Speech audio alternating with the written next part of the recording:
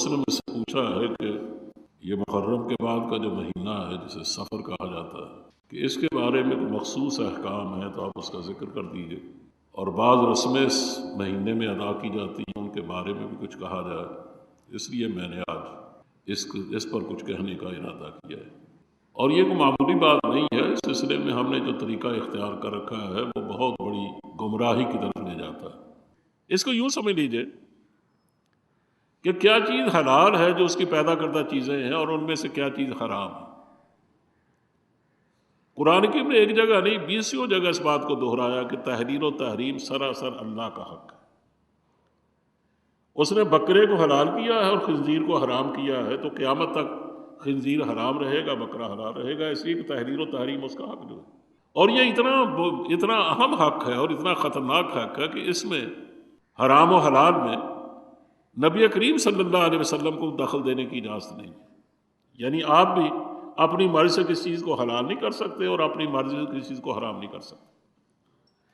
البتہ اگر آپ نے کسی چیز کو حلال کیا یا کسی چیز کو حرام کیا اور اس کا ذکر قرآن کریم میں نہیں ہے تو اس کا مطلب یہ ہے کہ اللہ نے وہ خاص جو حق دے رکھا ہے رسول اللہ صلی اللہ علیہ وسلم کو، جو قرآن کریم کو حق دے رکھا ہے کہ وہ اعلان کرتا ہے تحلیل و تحریم کا، اللہ کی جو صفت ہے، اس کے جو مصادیق ہیں ان کے ظاہر وہ اعلان کرتا ہے۔ اسی طرح اللہ کا نبی بھی اللہ کی طرف سے مبعوث ہوتا ہے، اس کا کام بھی بالکل اس کے پر نازل کردہ کتابوں کی طرح ان کے مجملات کو کھولنا، ان کے مبہمات کو کھولنا، ان کی تھیوری کو پریکٹیکل ورک دینا اور اسے نئی نئی چیزوں کو بیان کر دینا، یہ اس کا ایک حق ہے جو اللہ نے اس کو عطا کیا ہے۔ اس حال حق سے اس نے اگر کسی چیز کو حلال یا حرام کیا ہے تو وہ تو ظاہر ہے اس نے رسالت کا فرض انجام دیا، لیکن اس کے علاوہ اس کو اس بات کا حق نہیں ہے کہ جس کو اللہ نے حلال کیا اس کو وہ حرام کر دے، جس کو حرام کیا اس کو حلال کر دے۔ ایسا یہ حق اللہ کے رسولوں کو نہیں۔ آپ نے کئی دفعہ یہ بات سنی ہے، مجھ سے بھی سنی ہوگی اور بھی بعض علماء سے سنی ہوگی،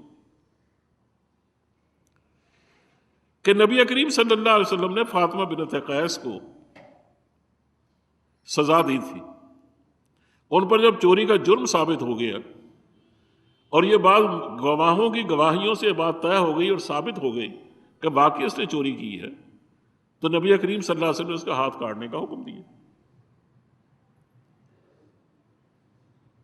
اب قریش کے بعض لوگوں نے یہ دیکھا کہ بنی مخزوم کے خاندان کی بڑا عزت والی ایک شاخ ہے قریش کی، اور یہ اس کی ایک نوجوان لڑکی ہے، اب اگر اس کے ہاتھ کٹ گیا تو ظاہر کل کو اس کا رشتہ کون لے گا؟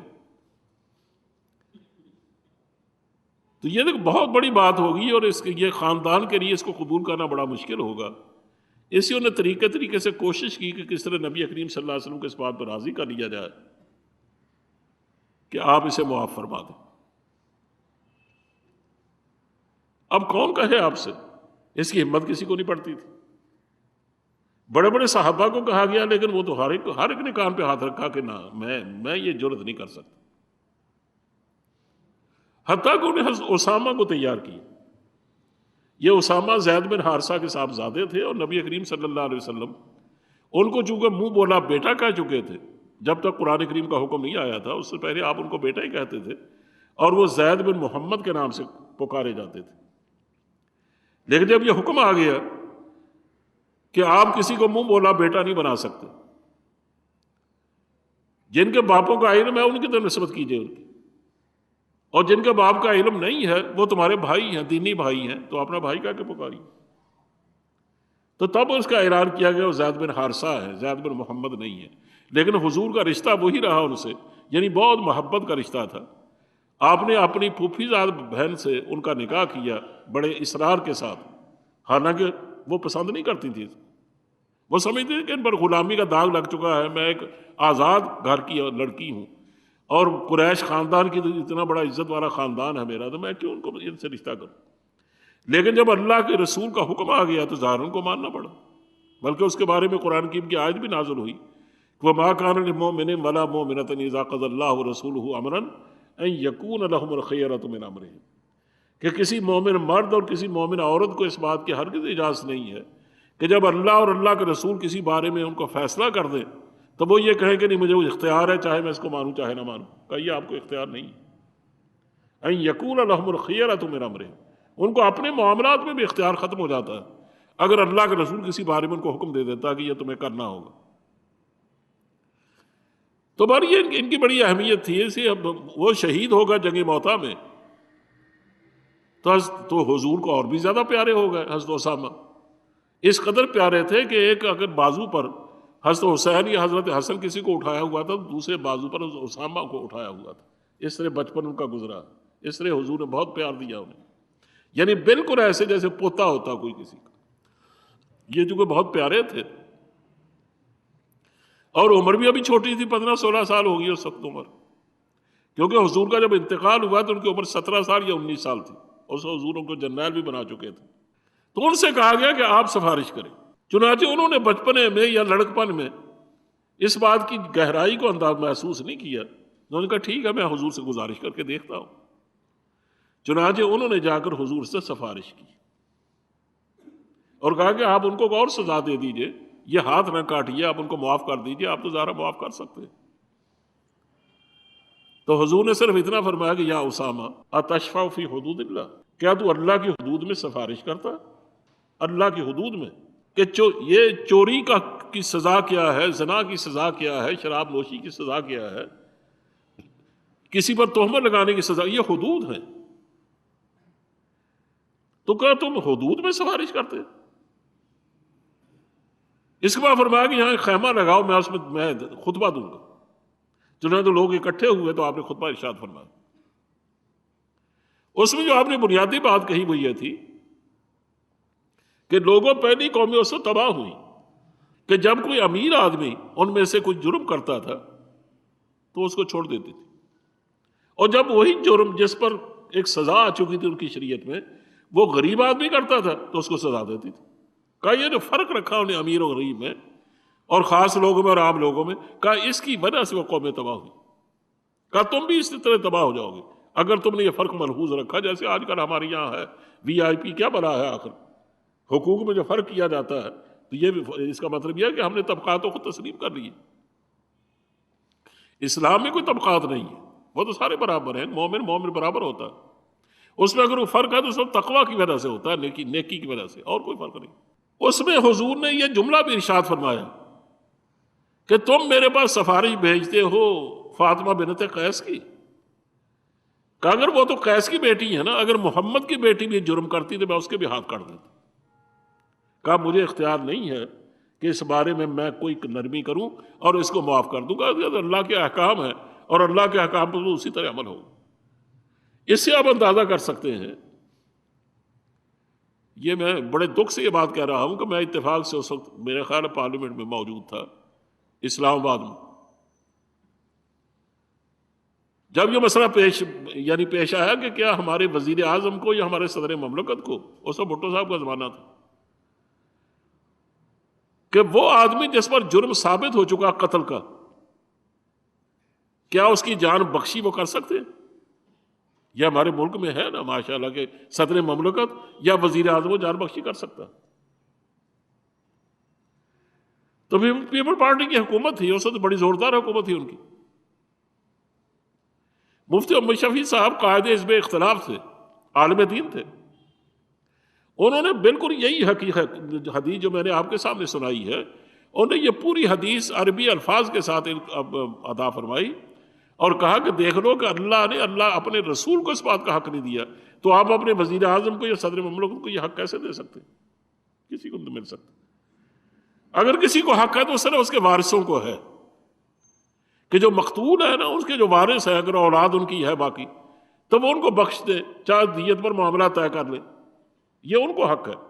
لیکن حکومت یہ نہیں کر سکتی کہ دیت کا فیصلہ کر دے اگر اس کے وارث راضی نہیں ہیں, اور یا ان کو چھوڑ دے اگر اس کے وارث نہیں چھوڑنا چاہتے. وہ صرف اس کے وارثوں کا حق ہے, دوسرا کوئی نہیں اس میں دخل دے سکتا.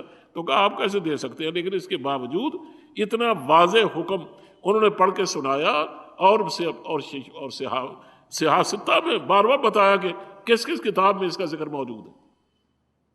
لیکن پھر بھی اس حکومت نے فیصلہ کیا تو اپنے وزیر اعظم اور صدر مملکت کے حق میں. یعنی یہ ہماری ایک بد نصیبی ہے کہ ہم اس ملک کو کہتے تو یہی ہے کہ یہ ماشاءاللہ اسلامی حکومت کہاں, یہ تو مسلمان ملک ہے, مسلمان رہتے ہیں یہاں, اسلام نہیں رہتا یہاں، اسلام کہاں ہے؟ اسے جہاں اسلام ہوگا وہ اسلامی مملکت ہوگی نہیں، جہاں اسلامی احکام ہوں گے۔ تو یہ مسلمان ملک تو ہے، اور وہ بھی اس میں جب قرارداد مقاصد پاس ہوئی ہے، ورنہ اس سے پہلے تو اس کو مسلمان ملک کہنا بھی مشکل تھا۔ تو اس لحاظ سے آپ دیکھ لیجئے کہ آپ اپنے دائیں بائیں نظر ڈال کے دیکھ لیجئے کہ ہم نے کس کس کو خدا، کس کس کو رب نہیں بنایا ہوا۔ تو خیر کہنا یہ ہے کہ رب تو اللہ کے سوا کسی کو نہیں بنایا جا سکتا، اللہ کے رسولوں کو نہیں بنایا جا سکتا۔ اسے کہا کہ جتنی مخلوقات ہیں اللہ کی، ان میں تحلیل و تحریم کے حوالے سے کس کو احترام دینا ہے، کس کو احترام نہیں دینا، کس کی کیا حیثیت متعین کرنی ہے، کس کو کون سا اختیار دینا، کہا یہ صرف اللہ کا کام ہے، یہ اللہ کے رسولوں کا بھی نہیں، کسی کا بھی کام نہیں۔ اللہ ربک یخلق ما یشاء، اللہ جس کو چاہتا ہے پیدا کرتا ہے، جیسے اس کی پیدائش میں کس کوئی اور شریک نہیں ہے۔ اب دیکھو نا، معمولی ایک مکھی ہے، تو مکھی کو اللہ نے بنایا کہ اللہ کے علاوہ کوئی اور بھی شریک تھا اس میں؟ مچھر ایک معمولی سی مخلوق ہے کہ اللہ کے علاوہ بھی کسی نے پیدا کیا اسے؟ اسے چھوٹی بڑی مخلوقات کو دیکھ لیجئے، اور اس میں آبی مخلوقات بھی ہیں، اس میں زمین کی مخلوقات بھی ہیں، اس میں فضا کی مخلوقات بھی ہیں، اس میں فرشتے بھی ہیں، یعنی ہر طرح کی مخلوقات، لیکن سب کا خالق ایک ہی ہے، اور وہ خالق صرف اللہ ہے۔ تو کہا جس نے ان کو اپنی صفت خلق سے نوازا، اور صفت خلق کے نتیجے میں یہ لوگ یہ مخلوق بنے ہیں، تو کہا اپنی مخلوق کو پسند کر لینا، اس کو چن لینا، ان کو برگزیدہ کر دینا، یہ اللہ کا حق ہے، کسی اور کا نہیں۔ اس سے مراد یہ ہے کہ اللہ نے انسانوں کو پیدا کیا، انسانوں میں سے برگزیدہ کیا ہے تو اللہ کے نبیوں کو، اپنے نبیوں کو۔ اب ظاہر کوئی اور، میں جانتا ہوں کہ کون سے فرقے کے لوگ ماشاءاللہ وہ کیا کیا کہتے ہیں، میں جانتا ہوں اس بات کو، لیکن میں اس کا نام نہیں لیتا۔ وہ اگر یہ کہتے ہیں کہ ہمارے جو بڑے ہیں تو وہ ہم نبیوں سے بھی افضل ہیں، تو نبیوں سے افضل کوئی نہیں ہے، اس لیے کہ اللہ نے نبیوں کو سب سے زیادہ فضیلت دی، اور نبی بھی سارے برابر نہیں ہیں، ان میں بعض نبیوں سے افضل ہے۔ تلک الرسل فضلنا بعضهم علی بعض، ان کو میں سے بعض کو ہم نے بعض پر فضیلت دے دی۔ یہ الگ بات ہے کہ اگر مختلف انبیاء کے ماننے والے ایک جگہ موجود ہوں تو حضور نے ان کو منع فرمایا کہ ایسا تو لڑائی چھڑ جائے گی، تم باہم نبیوں کے احترام کا آپس سے مقابلہ نہ کرو۔ اور کہ اس لیے مدینہ منورہ میں ایسے لوگ تھے جو یونس علیہ السلام کو مانتے تھے، انطاکیہ کے اثرات کے تحت، انطاکیہ تعلقات ہوں گے ان کے، تو حضور نے منع فرمایا کہ مجھے یونس علیہ السلام پر فوقیت مت دو، اور صرف اس لڑائی کو ختم کرنے کے لیے، اس لیے کہ ایک مسلمان کی ایک دوسرے آدمی کی لڑائی ہو گئی تھی اس بات پر۔ لیکن اس میں کوئی شبہ نہیں ہے کہ حضرت صلی اللہ علیہ وسلم کا ارشاد موجود ہے، اور قرآن کریم میں بھی اس کے اشارے موجود ہیں کہ جتنی صفات بیان کی گئی ہے وہ باقی نبیوں کو وہ صفات نہیں دی گئی۔ انا ارسلناک شاہدا ومبشرا ونذیرا وداعیا الی اللہ، یہ صفات اللہ کے آخری رسول کے علاوہ کسی اور کی نہیں ہے۔ اور انہی صفات کے حوالے سے میرا 20 آیات قرآن کریم میں موجود ہے، اور حضور کا خود اپنا ارشاد بھی ہے کہ انا سید ولد آدم، میں اولاد آدم کا سردار ہوں، بلا فخر، لیکن مجھے اس پر فخر نہیں، میں فخر نہیں کرتا۔ فخر تو اللہ کو زیب دیتا ہے، کبریائی صرف اس کو زیب دیتی ہے، ہمیں تو صرف بندگی زیب دیتی ہے، لیکن اللہ نے میرا مرتبہ یہ رکھا ہے کہ میں تمام اولاد آدم میں سب سے ممتاز ہوں، اور اس کی تائید اس بات سے بھی ہوتی ہے کہ جب قیامت کے دن تمام امتیں پریشان ہوں گی اور نفسی نفسی پکار، حتیٰ کہ نبی بھی پریشان ہوں گے، وہ نفسی نفسی پکارتے ہوں گے کہ ہائے میری جان، ہائے میری جان۔ اور سب مختلف انبیاء کرام کے پاس جائیں گے لوگ بڑے بڑے امتوں کے، اور جا کر کہیں گے کہ آپ اللہ سے دعا کیجئے وہ ہمارا حساب کتاب شروع کرے، جو ہونا ہے سو ہو جائے، لیکن ہم اس عذاب سے تو نکلیں۔ اسی کہ ہمارے سروں پر چمک رہا ہے سورج، اور اس کی گرمی ہم برداشت کر رہے ہیں، اور بہت ساری پریشانیاں ہوں گی، تو وہ سب یہ کہیں گے نہ، میں یہ کام نہیں، میں اللہ کے سامنے جانے کی جرت نہیں رکھتا۔ حتیٰ کہ یہ کہا جائے گا کہ آپ نبی کریم صلی اللہ علیہ وسلم کی خدمت میں جائیں، ان کے بارے میں کہا گیا ہے انا فتحنا لک فتحا مبینا، لیغفر لک اللہ ما تقدم من ذنبک وما تأخر، کہ جو گناہ آپ کر چکی، یعنی جو فروگزاشتیں آپ سے ہو چکی ہیں. اللہ کے نبی گناہ تو نہیں کیا کرتے، گناہ تو خلاف شریعت امر کو کہتے ہیں، لیکن چھوٹی بڑی کوتاہیاں اپنی طبیعت کے بعض وغیر متوازن ہونے سے ہو جاتی ہیں. تو اللہ فرماتا ہے کہ ہم نے جو پہلے ہوئی وہ بھی معاف کر دی، جو آئندہ ہوگی وہ بھی پہلے ہی معاف کر دی. اور یہی وجہ ہے کہ مثلا دیکھیے نا اس طرح کی کوتاہیاں کہ جنگ تبوک کے لیے جب حضور جانے لگے تو بعض منافقین نے آ کر حضور سے اجازت طلب کی، حضور مجھے اجازت دے دیجیے، اور اپنا عذر پیش کیے کہ میں کمزور ہوں، میرے پاس اونٹ نہیں ہے، میرے پاس یہ نہیں وہ نہیں. حالانکہ حضور یہ بعض دفعہ حضور جانتے بھی تھے کہ یہ جھوٹ بول رہا، حضور جو آیا تو اس کو معاف کرتے رہے کہ ٹھیک ہے نہ جاؤ تو. پر اب اس پر اللہ کا حکم نہیں آیا تھا کہ کس کو اب چھوڑیے کس کو ساتھ لے جائیے. حضور نے اپنے طور پر، اس لیے سربراہ مملکت کی اس کی تو ظاہر آزادی ہونی چاہیے کہ وہ جس کو چاہیں چھوڑ دیں، لیکن اس کے باوجود چونکہ اللہ کے رسول صلی اللہ علیہ وسلم سربراہ مملکت نہیں ہوتا، وہ تو رسول بھی ہوتا ہے نا، وہ کوئی کام اپنی مرضی سے کرتا ہی نہیں تابت کہ اللہ کا حکم نہ آ جائے. اس لیے اس پر گرفت تو فرمائی لیکن پہلے معاف کر دیا، اسی کو پہلے معاف جو کیا جا چکا تھا. اسے کہا عفا اللہ عنک لما اذنت لهم حتی یتبین لک الذین صدقوا وتعلم الکاذبین. اللہ آپ کو معاف کرے، آپ نے کیوں اجازت دے دی ان کو؟ اگر آپ اجازت نہ دیتے تو آپ پر یہ بات کھل جاتی کہ ان میں سچا کون اور جھوٹا کون.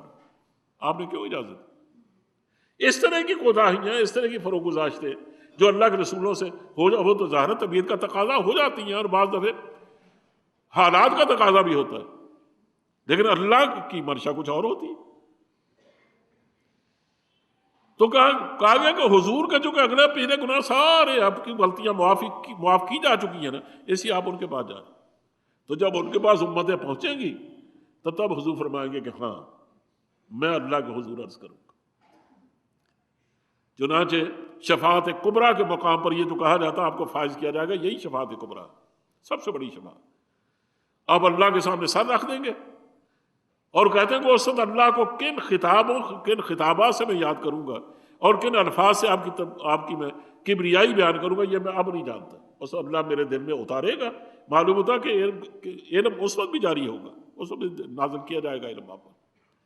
تو تب آپ ان الفاظ سے اللہ کو یاد کریں گے تو کافی دیر تک سجدے میں پڑے رہیں گے. تب حکم آئے گا ارفع یا محمد، ارفع راسک یا محمد، اے محمد اپنا سر اٹھاؤ، مانگو کیا مانگتے ہو. تب کہیں گے کہ یا اللہ تیری مخلوق بہت تکلیف میں ہے، اس کا حساب شروع ہوگا. تب ان کا حساب کتاب شروع ہوگا.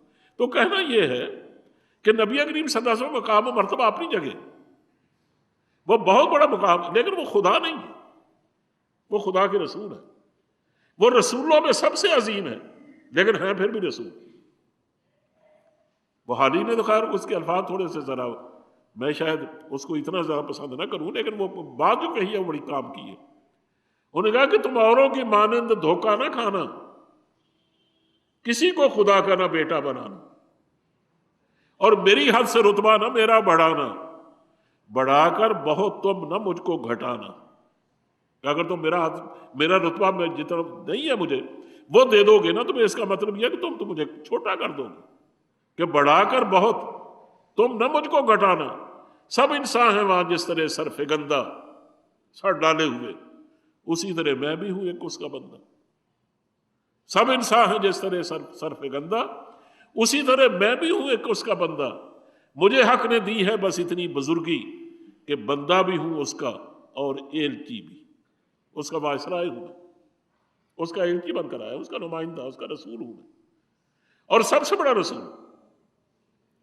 تو میں یہ کہہ رہا ہوں کہ باوجود اس کے کہ آپ اتنے بڑے مقام و مرتبہ کے مالک ہیں، لیکن یہ اختیار آپ کو نہیں دیا گیا کہ آپ حلال کو حرام کر دیں، حرام کو حلال کر دیں.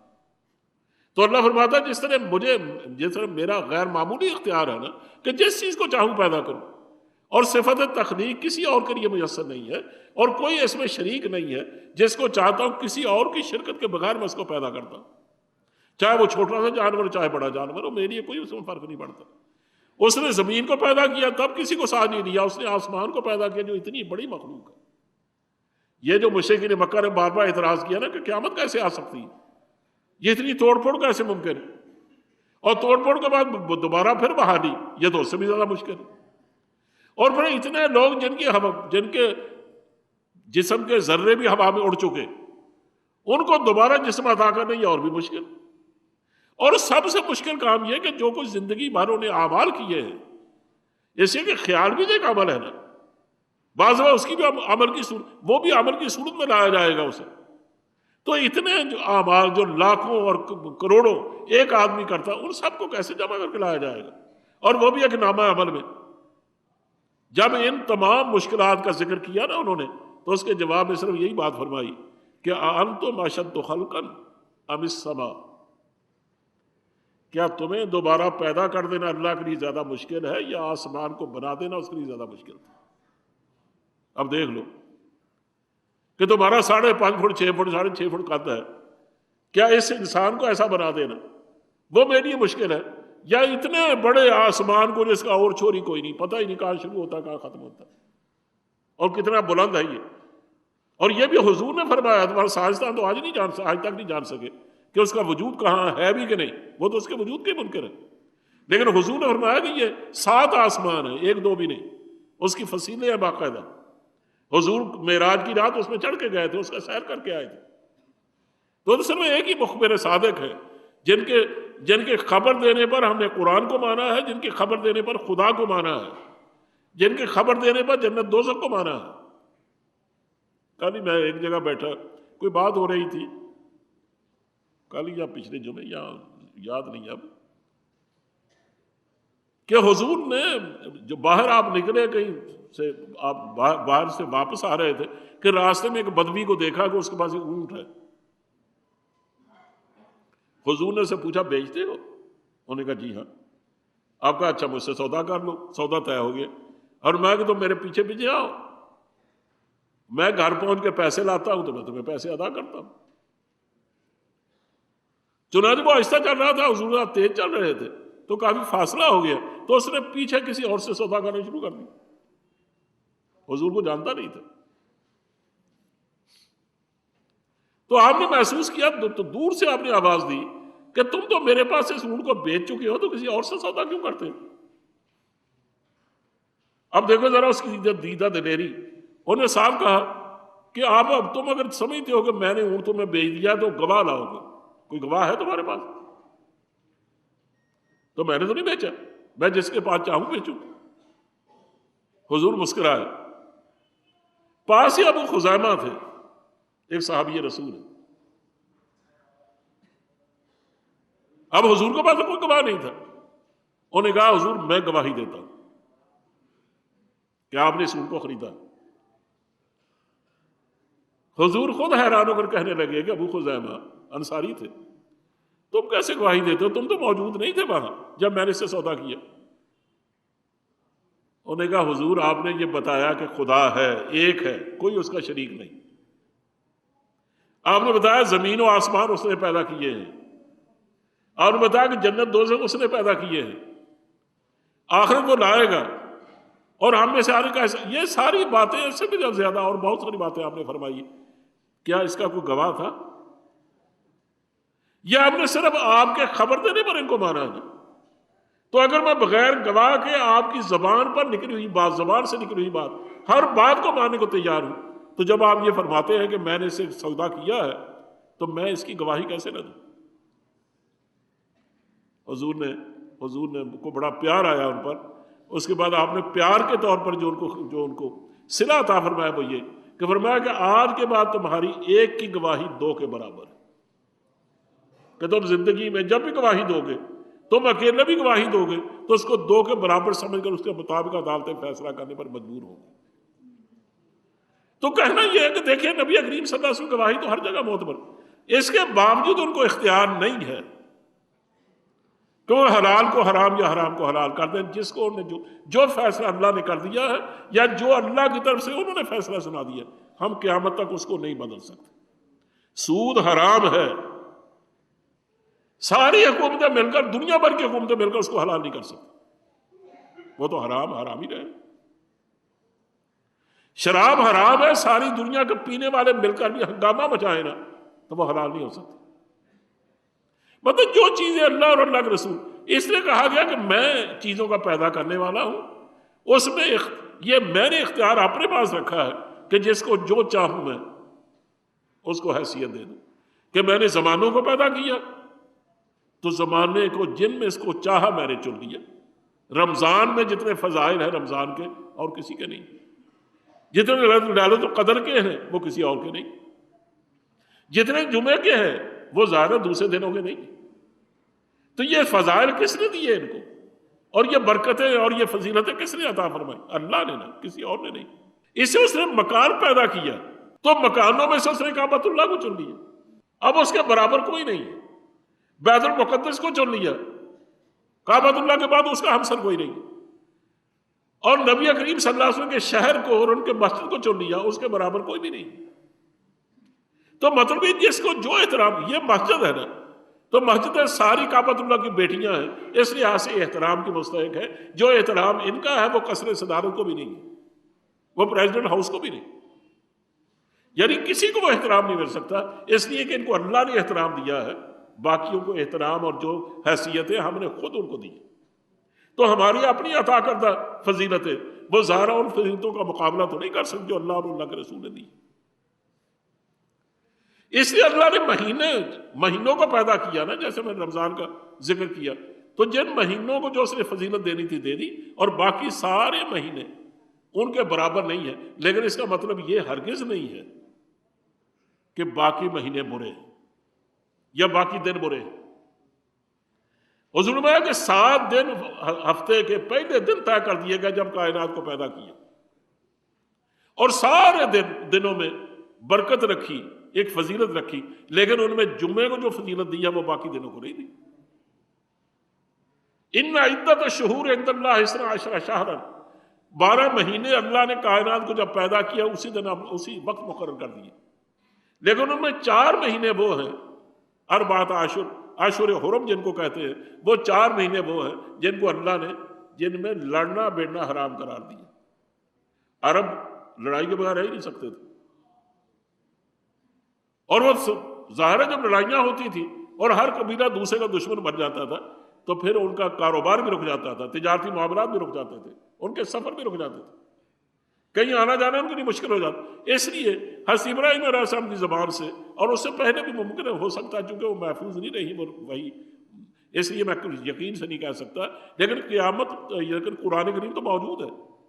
انہیں بتایا کہ ہم نے 4 مہینوں کو فضیلت دی تھی، لیکن 4 مہینوں کو فضیلت دینے کا یہ مطلب نہیں ہے کہ جو ان کی فضیلت ہے وہ تو ان کے ساتھ مخصوص ہے، لیکن ویسے کل جزوی فضیلتیں وہ تو ان مہینوں کو بھی حاصل ہے، کوئی مہینہ برا تو نہیں۔ یعنی جیسے ہم نے یہ سمجھ رکھا ہے نا کہ پیر کا دن بڑا افضل ہوتا ہے سفر کے لیے، ظاہر سارے دن برابر ہیں، کوئی فرق نہیں ہے سوائے جمعے کے، بس سارے مہینے برابر ہیں سوائے چند مہینوں کے، ان اشہر حرم کے، ان میں ظاہر رمضان کو بڑی برکتیں اللہ نے عطا فرمائی۔ اسی طرح یاد رکھو، یہ میں نے ساری لمبی چوڑی باتیں اس لیے کہی ہے کہ ہم نے اپنے طور سے بعض مہینوں کو فضیلتیں دے رکھی جبکہ وہ اللہ نے نہیں دی۔ اس نے محرم کو بعض فضیلتیں دی ہیں۔ اچھا، ایک بات کہتا ہوا ڈرتا بھی ہوں لیکن کہنا بھی ضروری ہے، جس مہینے کو یا جس دن کو یا جس شخص کو یا جس جگہ کو کوئی فضیلت اگر حاصل ہے نا تو یاد رکھو ان فضیلتوں کا استحقاق پیدا کرنا وہ چونکہ اللہ اور اس کے رسول کا کام ہے، جس دن اللہ کے رسول دنیا سے واپس چلا گیا یہ استحقاق ختم ہو گیا۔ یعنی رمضان ہے، اس کو فضیلتیں بہت میسر ہے، اور یہ کس نے دی تھی؟ اللہ اور اس کے رسول نے، اور یہ انہیں اس لیے دی تھی وحی الہی کے ذریعے۔ جب وحی الہی کا نزول ختم ہو گیا، حضور آخری رسول بن کر آئے اور حضور نے انتقال فرمایا اور آپ چلے گئے واپس، تو کیا اس کے بعد وحی آئی؟ وحی کا آنا بند ہو گیا۔ تو وحی کے ذریعے دین آتا ہے، وحی کے ذریعے حلال و حرام آتے ہیں، وحی کے ذریعے جائز و ناجائز کا تعین ہوتا ہے، وحی کے ذریعے کوئی مفضول ہے کہ کوئی افضل ہے اس کا فیصلہ ہوتا ہے۔ جب وحی نہ رہی اور اللہ کے رسول اس کے بعد کبھی نہیں آیا سوائے مرزا غلام احمد قادیانی کے، تو ذرا جھوٹا نبی تھا. تو جھوٹے نبی تو آئے لیکن اللہ کے سچے رسول تو حضور خاتم النبیین مان کر آئے. اس کے بعد وحی کا سلسلہ ختم ہو گیا. تو کسی اور کو ہم وہ فضیلت نہیں دے سکتے جو حضور نے عطا فرمائی. بس یہ اس سے زیادہ میں کچھ نہیں کہنا چاہتا کہ جن لوگوں کو بھی فضیلتیں دے رکھی ہیں انہیں اپنے طور پہ دی ہیں. ان سے پوچھئے کہ کیا حضور نے جب انتقال فرمایا ہے کیا اس وقت سے پہلے یہ فضیلتیں حاصل ہوئی؟ جو آپ نے جو کچھ حلال و حرام مقرر کر رکھا ہے اور جو فضیلتیں مقرر کر رکھی ہیں اور جن کے بارے میں بات تصورات قائم کر رکھے ہیں، کیا یہ تصورات حضور کی زندگی میں پیدا ہوئے تھے یا آپ نے ان کو پیدا کیا تھا یا اس کے بعد کسی اور نے پیدا کیے؟ تو کسی اور نے اگر پیدا کیا تو اس کے تو ہم پابندی نہیں. ہم پابند ہیں تو کس کے؟ اللہ اور اس کے رسول کے. بس یہ جو ہم ائمہ خدا کو تسلیم کرتے ہیں نا، یعنی مثلا امام ابو حنیفہ ہے، امام شافعی ہے، امام احمد بن حنبل ہے، امام مالک ہے، یہ اس لیے نہیں کہ یہ دین کے دینی احکام ہم پر مسلط کر سکتے ہیں اپنی مرضی سے، بلکہ اس کا مطلب یہ ہے کہ انہوں نے اللہ کے دین کو بڑی گہرائی میں جا کر اور تقدس اور ورع و تقویٰ کے ساتھ نہایت پاکیزگی کے ساتھ سمجھا ہے اور ان پر اتفاق کر لیا پوری امت نے کہ جس کی طرف یہ رہنمائی کریں گے وہ رہنمائی حقیقی اور اسلام کے عین مطابق ہے. اس لیے ہم ان کی بات مانتے ہیں، اور اگر اس کے ہٹ کر کوئی حدیث مل جاتی ہے ہم حدیث کو مانتے ہیں، اس کو تو نہیں مانتے. امام شافعی کا یہ قول کہ تم میرے قول کے مقابلے میں اگر کوئی حدیث کو مانو تو میرا قول اٹھا کے دیوار پر دے مارو. اور پڑھے لکھے لوگوں، آپ کو اس بات کا علم ہی نہیں ہے کہ امام حنیفہ نے جو فیصلے کیے نا اور جو ان کے اصول بنائے ہوئے اس کے مطابق 30% فیصلے ان کے چھوڑ دیے گئے، اور بعد میں جو فقہ حنفی ہے اسے متاخرین نے ان 30% کے ہٹ کر انہیں فیصلہ کیا. اب فقہ حنفی وہ ہے جس پر فتویٰ ہے، اور جن پر فتاویٰ نہیں ہے نا، فتویٰ نہیں، وہ فقہ حنفی نہیں ہے. یعنی ان کو ہم امام ابو حنیفہ کی طرف منسوب کریں گے، فقہ حنفی کہیں گے، لیکن فقہ حنفی ہے کون سی؟ وہ جس پر سارے احناف کا اتفاق ہے اس میں. اور پھر یہ ہے کہ آپ دیکھیں گے، اگر آپ تو خیر یہ عربی کتابیں نہیں پڑھتے، اس میں جب کہا جاتا نا کہ قال ابو حنیفہ کہ ابو حنیفہ نے یہ کہا یا قال الامام الاعظم، تو ظاہر ہے اس کے مراد امام ابو حنیفہ ہوتے. لیکن جب یہ کہا جاتا ہے کہ شیخین اس کے علاوہ صاحبین نے یہ کہا، تو صاحبین سے مراد امام ابو یوسف، امام محمد ہوتے ہیں، اور وہ کئی دفعے مخالفت کرتے ہیں اپنے استاد کی. بعض بات دونوں ایک دوسرے کی مخالفت کرتے ہیں، لیکن بعد میں صدیوں تک یہ چھنتا چلا گیا یہ دین اور یہ فقہ، حتیٰ کہ جس پر فتویٰ موجود ہے نا، جس پر جا کر فتویٰ دیا ہے ہمارے علماء نے، وہ ہے اصل میں جو فقہ حنفی کہلاتی ہے. یہی حال باقی فقہا کا بھی ہے. تو کہنا یہ ہے کہ ہم صرف نبی کریم صلی اللہ علیہ وسلم کو اور اللہ کا حق تسلیم کرتے، باقی کسی اور کا حق کو نہیں دیتے، کسی کو حق نہیں دیتے کہ وہ ہمارے دین کے بارے میں اپنی مرضی کو دین بنا دیں. یہ نہیں. صدیق اکبر سے بڑا کون تھا اور کوئی نہیں ہو سکتا.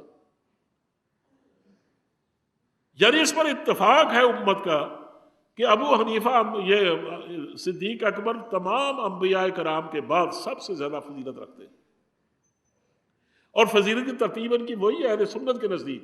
کوئی اور دوسرا مانے یا نہ مانے، لیکن اہل سنت و جماعت کے نزدیک فضیلت کی تقسیم کیا ہے کہ سب سے افضل صدیق اکبر ہے، اس کے بعد عمر فاروق ہے، اس کے بعد عثمان غنی ہے، اس کے بعد حیدر کرار، یہ، اور اس کے بعد عشرہ مبشرہ، اس کا بیعت رضوان میں شریک ہونے والے لوگ ہیں، سابقون الاولون ان میں شامل ہیں. تو مطلب یہ ایک ترتیب ہے، لیکن صحابیت کا شرف جن کو حاصل ہے وہ ظاہر بعد کا آنے والا کوئی بڑے سے بڑا ولی بھی ان کے برابر نہیں ہو سکتا. کسی نے غالباً شیخ عبدالقادر جیلانی سے پوچھا تھا، نہیں حسن بصری سے نہیں، مجھے یاد نہیں پڑتا کس سے پوچھا تھا، کہ امیر معاویہ افضل ہیں یا شیخ عبدالقادر جیلانی. حالانکہ شیخ عبدالقادر جیلانی بہت بڑے بزرگ گزرے. انہوں نے کہا امیر معاویہ جب کبھی نبی کریم صلی اللہ علیہ وسلم کے ساتھ گھوڑے پر سوار ہو کر جہاد کے لیے نکلے ہیں تو گھوڑے کے پاؤں سے اڑ کر غبار اس کے نتھنوں میں پڑا جا کر، اور وہ جم گیا وہاں. تو کہا وہ غبار کی جو قدر قیمت اللہ کے یہاں ہے وہ بھی شیخ عبدالقادر جیلانی کی نہیں ہے.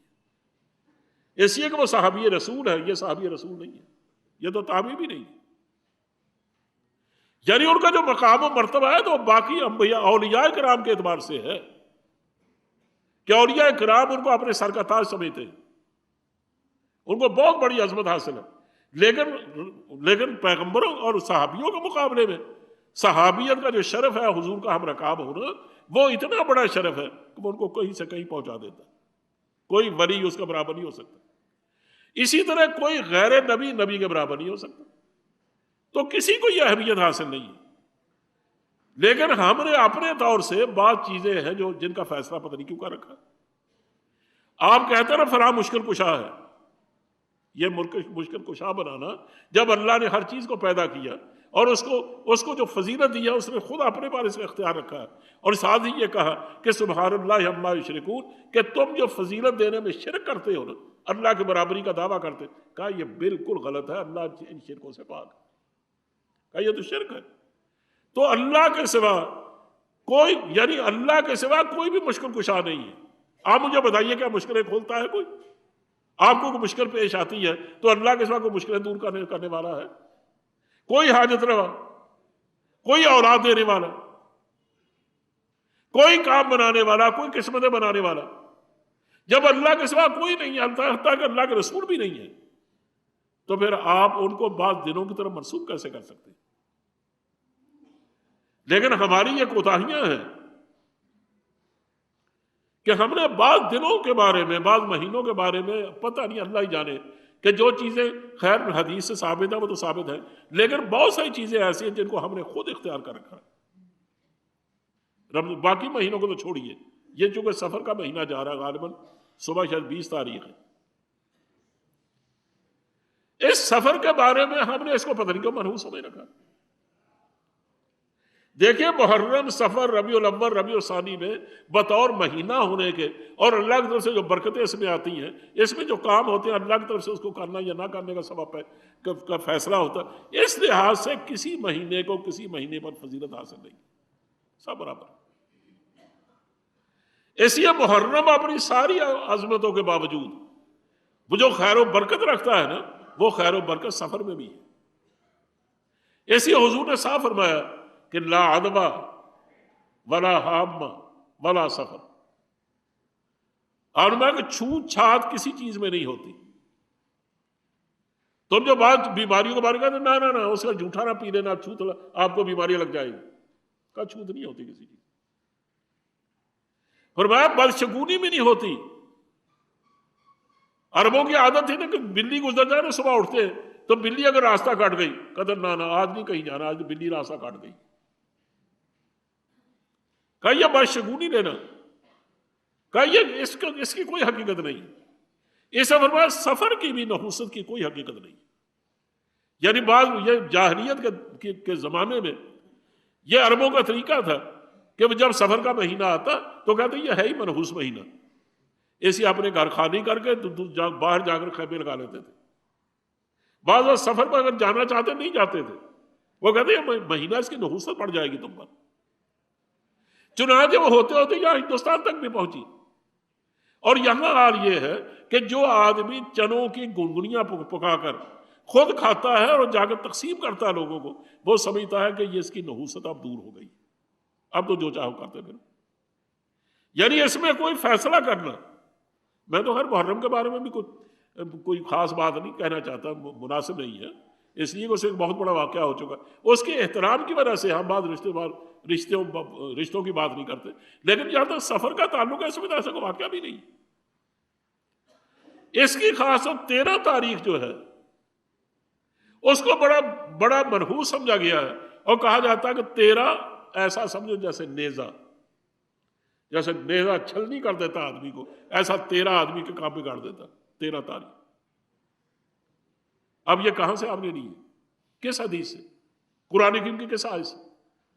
اختیار تو ان کو تھا نا، آپ نے یہ اختیار اپنے طرف کیسے منتقل کر لی؟ اور یہ گنگنیاں کھانے کے بعد اور قبروں میں جا کر اس کو بکھیرنے کے بعد یہ جو آپ نے طریقے اختیار کیے، یہ کہاں سے؟ اچھا، اس طرح جو ان کا آخری بدھ ہے غالباً، وہ کہتے ہیں کہ اس دن تو حضور اپنے مرض سے آپ نے شفا پائی تھی. اس لیے ہمارے یہاں ہندوستان میں اچھے اچھے گرانوں کے لوگ وہ خوشیاں مناتے ہیں، پکن منانے کے لیے باہر جاتے ہیں اس دن سیر کرنے. کیوں نہیں؟ یہ بات صحیح ہے کہ نہیں؟ سیر کرنے جاتے ہیں. عورتیں برصبر کر نکلتی ہیں، نوجوان لڑکے بھی برصبر کر نکلتے ہیں اور خوشیاں مناتے ہیں خوب، باہر میدانوں میں جا کر یا دوسری جگہ جا کر سفر کر. یعنی عیدین میں اتنی خوشیاں نہیں مناتے یہ لوگ جتنے اس دن خوشیاں مناتے ہیں. حالانکہ نبی کریم صلی اللہ علیہ وسلم اس دن میں، حیرانی کی بات ہے، اس دن حضور مرض الوفات میں مبتلا ہوئے تھے. یہ جو آخری 4 شب تھے، اور آپ نے انتقال فرمایا 9 یا 12 ربیع الاول کو. اس کا مطلب ہے جس مرض میں کوئی آدمی وفات پا جاتا ہے، اگر اس کے ساتھ عقیدت ہے تو کوئی آدمی ان دنوں میں خوشی منا سکتا ہے. جو آدمی خوشی منائے گا دوسرا آدمی یہی سمجھے گا نا کہ اس کو معلوم ہوتا ہے کہ اس ذات سے عقیدت نہیں بلکہ نفرت ہے، اور اس کی وجہ سے خوشی منا رہا. اب ہونا یہ چاہیے تھا نا کہ اس کو ہم، یعنی اگر واقعی ہمارا یہ، حالانکہ یہ تاریخ سے بات صحیح نہیں ہے کہ آخری دن حضور نے کسی بیماری سے کبھی نجات نہیں پائی. یہ بدھ کا آخری جو 4 شبہ ہے، اس میں کبھی بھی آپ کسی مرض میں نہ پہلے مبتلا ہوئے نہ اس میں کبھی نجات پائی. البتہ یہ ایک حقیقت ہے کہ اس میں آپ کا مرض الوفات کا آغاز ضرور ہوا، اور 13 دن یا 17 دن آپ بیمار رہے، اس کے بعد آپ اللہ کو پیارے ہو گئے. اس لیے اس کے بارے میں میں صرف یہ کہنا چاہتا تھا، وقت ختم ہو رہا ہے تو اس کا خیال مت کیجئے. آپ سفر میں کوئی بھی فیصلہ کرنا چاہیں آپ شوق سے کیجئے. اس میں شادی بیاہ کرنا چاہیں شریعت نہیں روکتی. آپ کے اپنے انتظامات روکیں یا آپ کے اپنے فیصلے روکیں تو اور بات ہے. کوئی اور چیز مانے آ جائے تو اس میں کوئی ایسی بات نہیں ہے. یعنی نہ کرنے کا حکم ہے اس میں کسی بات کو، اور نہ کسی سے رکنے کا حکم ہے. یہ باقی مہینوں کی طرح ایک مہینہ ہے، اس کو منحوس خیال کرنا یہ صرف جاہلیت کے عربوں کا تصور تھا، مسلمانوں کا یہ کوئی تصور نہیں ہے. اس لیے حضور نے بلا سفر کہہ کر اس کی ہر طرح کی تردید کی ہے. اللہ ان باتوں کو قبول فرمائے. وآخر دعوانا الحمدللہ.